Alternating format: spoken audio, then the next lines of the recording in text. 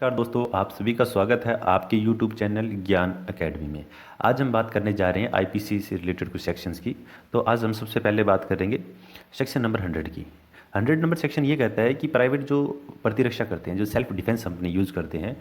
उसका उपयोग यानी विस्तार कहाँ तक कर सकते हैं कि जब उसकी मृत्यु भी कर सकते हैं अपने। ठीक है कि उसकी मृत्यु हो जाती है तो भी कोई दिक्कत नहीं है, तो उसका विस्तार कहाँ तक है। तो इसमें ये लिखा गया है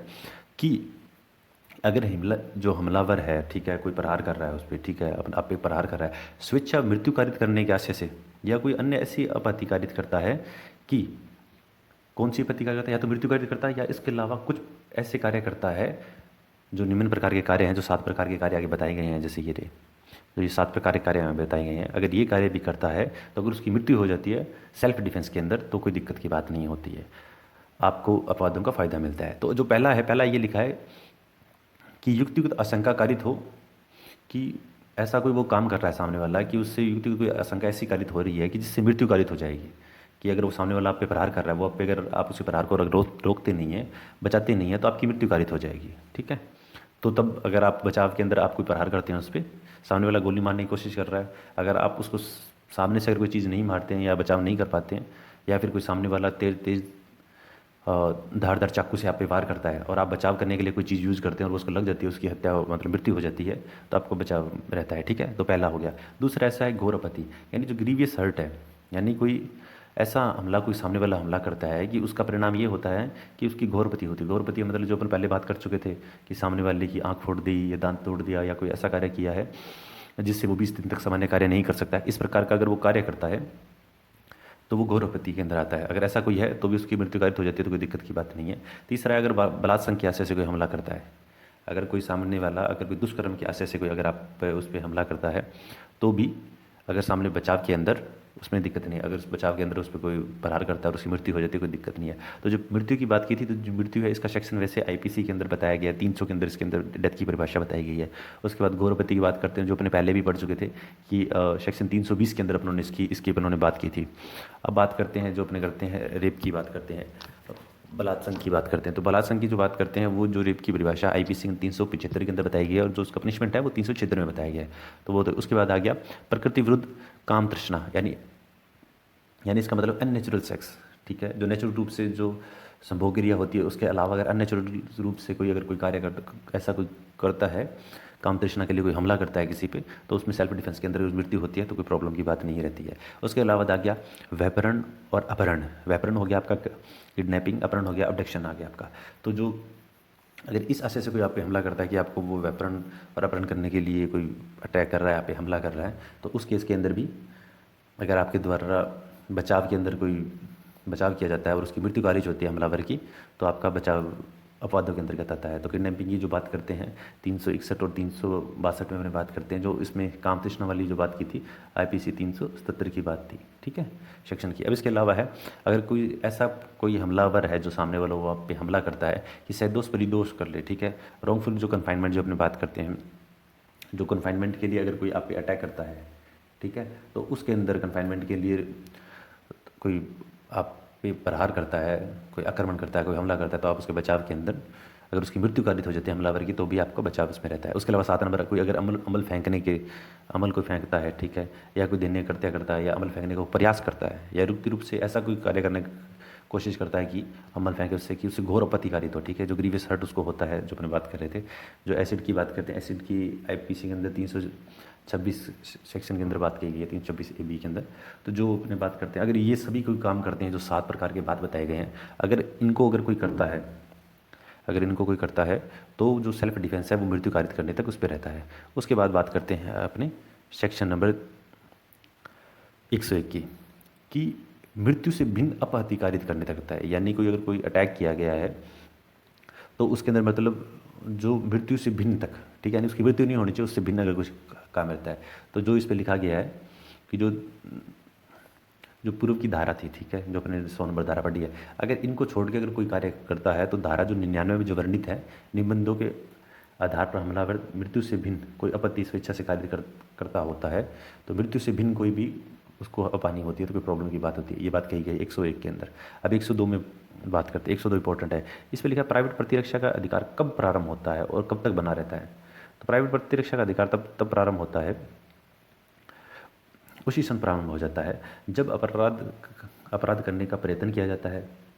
या धमकी दी जाती है, या धमकी से शरीर के संबंध में युक्तिगत शंका पैदा होती है। ठीक है, कि सामने वाला कहता है मैं तेरे को मार दूंगा, गोली अगर तू बाहर निकलेगा तेरे को मार दूंगा, मैं ऐसे कर दूंगा। यानी उसे या तो प्रयत्न करता है या उसकी धमकी के साथ कुछ ऐसे कार्य करता है कि उसे आशंका पैदा होती है सामने वाले व्यक्ति को, तो तब तक वो बना रहता है। जब तक वो आशंका है तब तक सामने वाले कहते मैं तेरे को मारूंगा, बाहर निकलेगा मैं मारूंगा, बाहर गेट के बाहर खड़ा है तो आपकी प्राइवेट डिफेंस स्टार्ट है।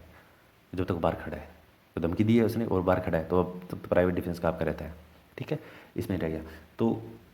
अब उसके बाद बात करते हैं अपने 103 नंबर सेक्शन की। 103 नंबर सेक्शन में बात कही गई है कि कब संपत्ति के प्राइवेट प्रतिरक्षा के अधिकार का विस्तार मृत्यु कारित करने तक होता है। यानी जो संपत्ति आपकी है, प्रॉपर्टी है, प्रॉपर्टी में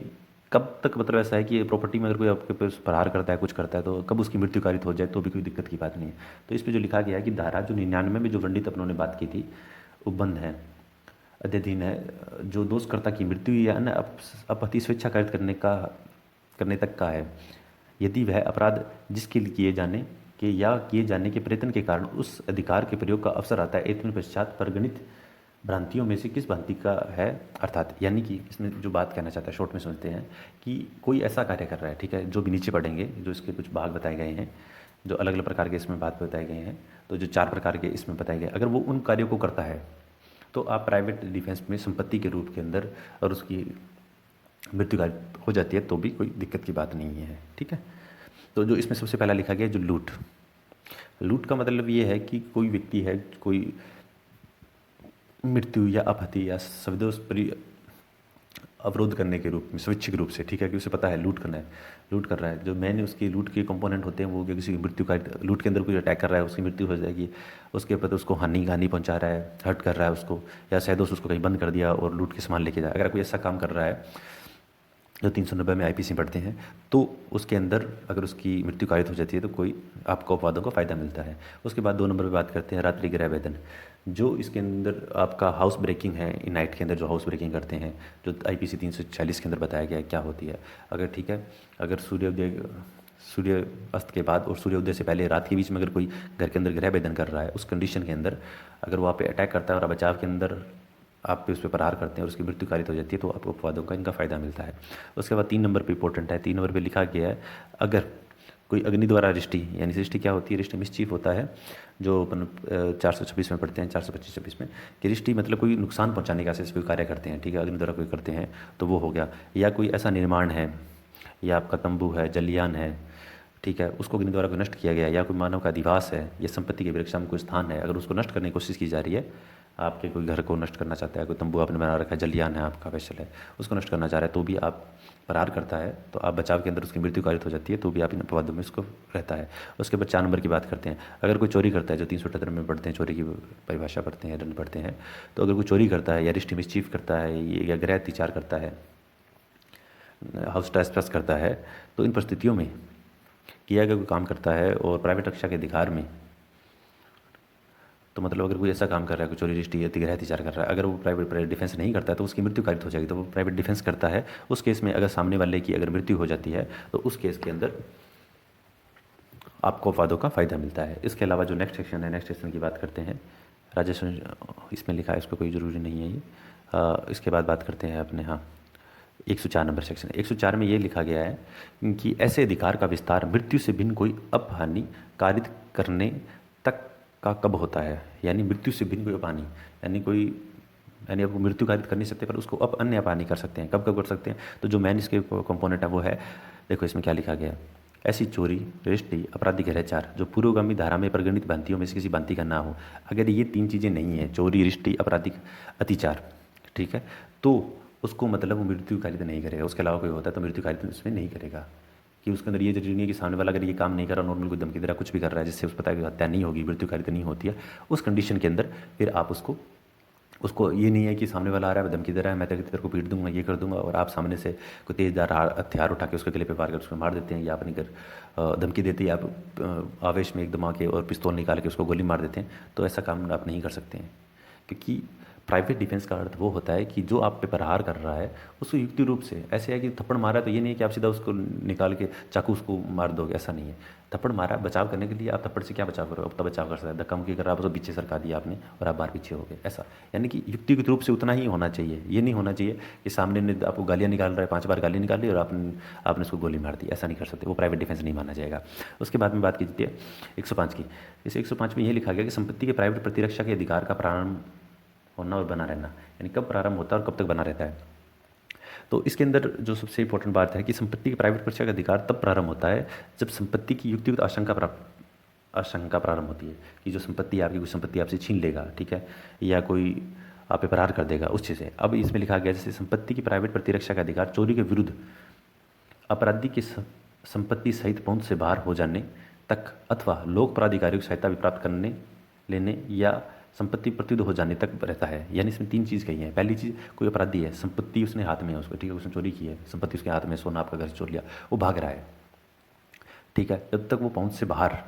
हो जाने तक है, जब तक वो बाहर हो, अपनी पहुंच के अंदर है, बाहर होना कोशिश कर रहा है, तब तक आपका प्रारंभ रहेगा अधिकार प्राइवेट रक्षा का। दूसरा ये होता है कि वो चोरी कर रहा है और आपको पता है, वो भाग रहा है, उससे पहले आपको पता है कि पुलिस को कॉल करके आप बुला सकते हो, ठीक है, लोक प्राधिकारी को रक्षा हेतु बुला सकते हो, तब तक आपका बना रहेगा। या जो संपत्ति आपके रिकवर, जब तक रिकवर नहीं हो जाती है, आपके लेके भाग रहा है और सामने पता है रिकवर नहीं हो, तब तक आपका संपत्ति का जो प्राइवेट रक्षा का अधिकार है वो आपका बना रहता है।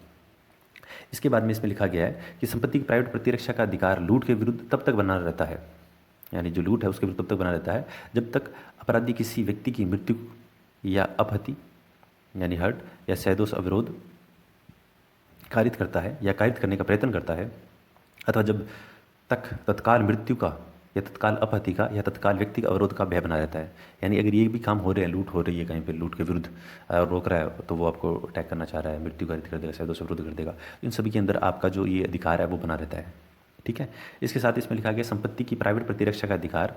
आपराधिक औचर या रिष्टि के विरुद्ध तब तक बना रहता है जब तक अपराधी अत्याचार रिष्टि करता है, यानी जब तक वो नुकसान कर रहा है, मिसचीफ कर रहा है, या आपका क्रिमिनल जो रोंगफुल असाइनमेंट है वो कर रहा है, तब तक आपका अधिकार उसके अंदर बना रहता है, ठीक है। उसके बाद में इसमें लिखा है कि संपत्ति की प्राइवेट प्रतिरक्षा का अधिकार रात्रि गृह भेदन तब तक बना रहता है जब तक ऐसे गृह भेदन से आरंभ हुआ गृह अत्याचार रहता है, यानी वो घर के अंदर घुस गया तब तक आपका अधिकार है, वो आप पे अटैक कर रहा है जो भी है, तो आपका उस पर रहता है। उसके बाद आगे घातक हमले के विरुद्ध प्राइवेट प्रतिरक्षा अधिकार जबकि निर्दोष व्यक्ति को अपहति होने का जोखिम है, ठीक है, ये भी इंपॉर्टेंट है। जैसे सेल्फ डिफेंस की अंदर बात करते हैं, सेल्फ डिफेंस का मतलब ये है कि अगर जैसे मान लो घर के अंदर है कोई बुजुर्ग है, कोई